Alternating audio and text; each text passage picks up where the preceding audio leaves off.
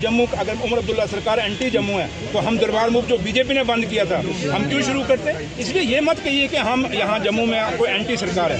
जितना जम्मू कश्मीर हमें दोनों प्यारे हैं, चाहे वो जम्मू है चाहे वो कश्मीर, हमें दोनों प्यारे हैं। बात मुद्दों की है, बीजेपी को बोलिए मुद्दों पे बात करें।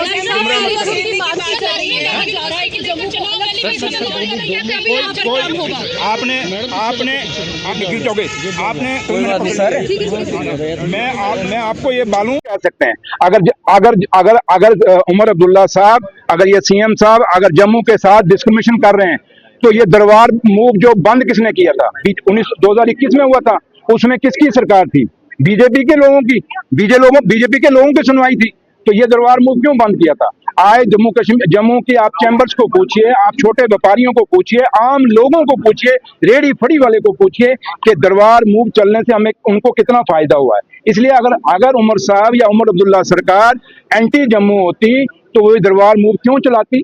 क्यों वो वापस ऑफिसरों को यहाँ लेके आती? वो कश्मीर में ही बैठाती और कश्मीर में ही वहां चलाती। क्योंकि उमर साहब को फिक्र था कि मुझे वो छोटे से छोटा आदमी जो काम करने वाला जम्मू में है उसको जरूरत है इस दरबार मूव की, तो उन्होंने दरबार मूव शुरू किया था। इसलिए बीजेपी को बोलिए ये आपकी एक रट थी, जम्मू की डिस्क्रिमिनेशन पे आप वोट लेते थे, अब वो रट नहीं चलेगी। थोड़ा सा जीप को बदलिए, आप कोई नई जीप ट्रांसप्लांट कराइए जिसपे जम्मू के मुद्दे हों, जम्मू के लोगों की भी बात करिए।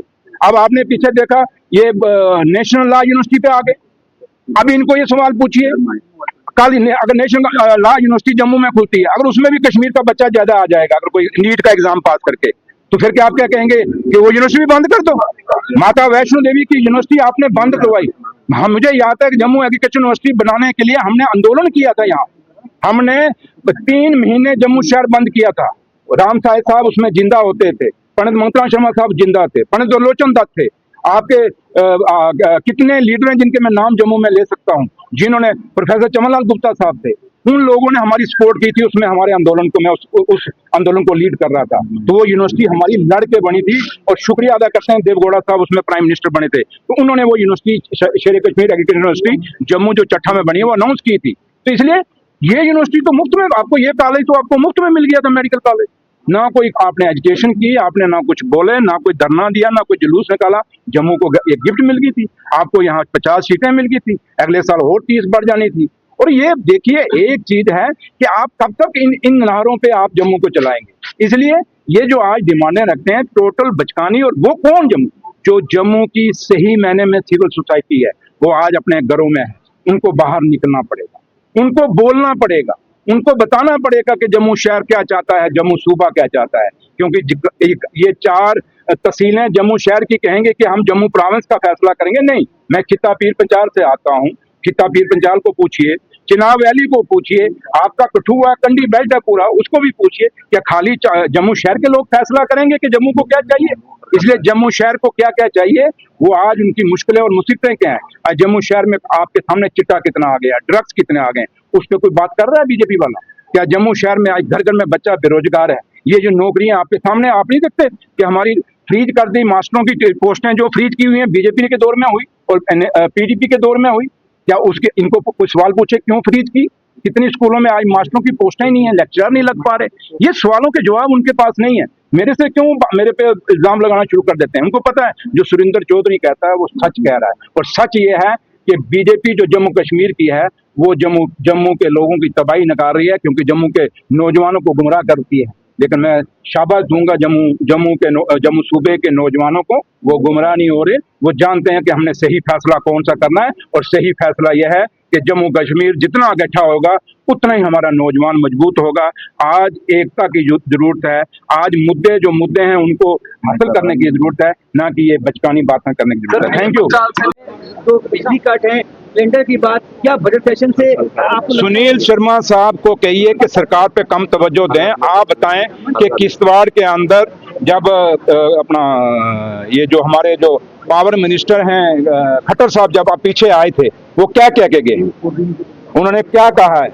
और मुझे जहां तक पता है उन्होंने कहा कि इन प्रोजेक्टों को फ्री हैंड दीजिए, इन प्रोजेक्टों को काम करने दीजिए। सुनील शर्मा साहब को कहिए सरकार काम कर रही है, लेकिन आप बताएं कि एक सीनियर प्रोजेक्ट के ऑफिसर ने ये कहा कि बीजेपी के 2 एमएलए जो हैं वो हमें यहाँ पे काम नहीं करने दे रहे, हमें प्रोजेक्ट नहीं चलाने दे रहे, और अगर ऐसे ही करेंगे तो हम प्रोजेक्ट बंद करके चले जाएंगे।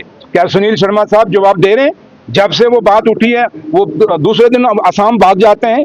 हम भी सवाल पूछते हैं कि सुनील शर्मा साहब हमें बताइए वो 2 एमएलए कौन है बीजेपी के जो किश्तवाड़ में प्रोजेक्टों को नहीं चलने दे रहे? कौन है वो सीनियर लीडर जिसकी पर्ची पे वहां पे लेबर लगती है? कौन है वो बीजेपी का सीनियर लीडर जिसके कहने पे वहां जेसीबी मशीनें और वहां जो डंपर जो हैं वो वहां प्रोजेक्टों में लगते हैं? कौन है वो बीजेपी का सीनियर लीडर जिसका नाम जिक्र हो रहा है, जिसकी पर्ची के ऊपर वहां बजरी और रेते की सप्लाई होती है? इसलिए उनको बोलिए कि सरकार जम्मू कश्मीर की डेवलपमेंट की बात कर रही है, आप जम्मू कश्मीर की डेवलपमेंट को रोकना चाहते हैं, क्योंकि प्रोजेक्ट जब अगर नहीं अधूरे रह जाएंगे, वो लोग यहाँ से चले जाएंगे, तो नुकसान किसका होगा? खाली जम्मू कश्मीर का नहीं होगा बल्कि देश का होगा। इसलिए इन देशभक्तों को मैं कहना चाहता हूं कि आप ये देश के लिए बने हुए जो प्रोजेक्ट बन रहे हैं इनको फ्री हैंड दीजिए, इनको चलना दीजिए। इसलिए पहले आप उमर अब्दुल्ला सरकार क्या कर रही है, हम 5 साल बाद जब इलेक्शन में उतरेंगे लोग इसका जवाब देंगे, हमारी एक एक कंस्टिट्यूंसी का जवाब देंगे। लेकिन बीजेपी के लोगों को पूछिए कि आपने इन पिछले 1.25 साल में आपने क्या किया है? आपने जम्मू को बड़े वादे किए थे, आपने खुद कहा था कि जम्मू इलेक्शनों में आपको नहीं पता सारों को, उन्होंने कहा था हम जैसे ही इलेक्शन खत्म होगा हम स्टेट का दर्जा देंगे। क्या बीजेपी ने वादा पूरा किया? बीजेपी का भी तो मैनिफेस्टो है, एक दिन इनका भी मैनिफेस्टो आप ले आए, थोड़ा सा सामने रख के इनको पूछिए। कोई एलओपी साहब को एलओपी साहब ये मैनिफेस्टो आपका है, बताएं इसमें से कौन कौन सा आपने पूरा किया है? इसलिए जवाब उनके पास 0/0 होगा। हाँ, इतना जरूर है कि वो इस समय जो एलओपी साहब है वो प्रोजेक्ट चलाना ना चलाने में व्यस्त हैं, उनको जम्मू कश्मीर से कोई लेना देना नहीं।